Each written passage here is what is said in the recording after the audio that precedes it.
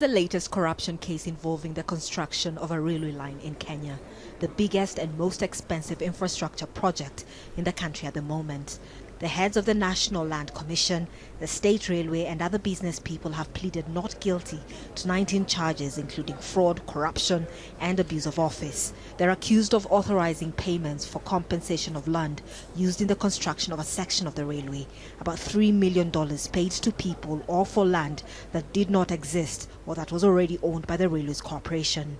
This year, the government has intensified its crackdown on corruption in a way Kenyans have not seen in a long time.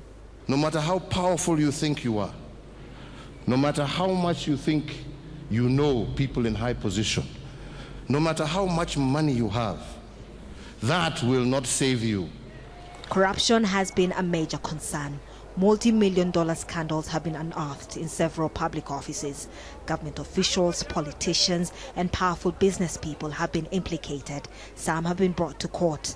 A report by the Auditor General's office shows that a third of the country's budget is lost to corruption and mismanagement every year. Part of why I'm optimistic is that for the first time, it's not just the job of the Director of Public Prosecutions or the Anti-Corruption Commission. It's a multi-agency, so we're going at this with everything that we have.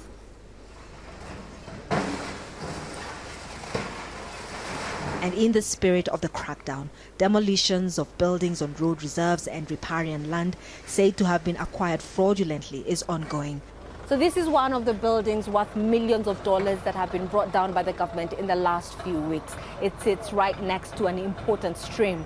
The next one to go is Oswald Center there. The owners have already started bringing down the parts that are earmarked for demolition. This is President Uhuru Kenyatta's last term in office, and he's promised more jobs through the manufacturing industry, universal health care, affordable housing and food security. For that to happen, he needs to deal decisively with corruption.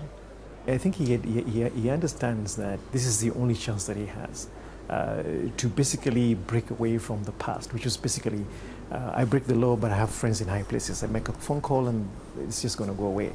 Many Kenyans say they're happy with what they're seeing. They're, however, also calling for speedy trials, convictions, and the assets of those found guilty to be confiscated.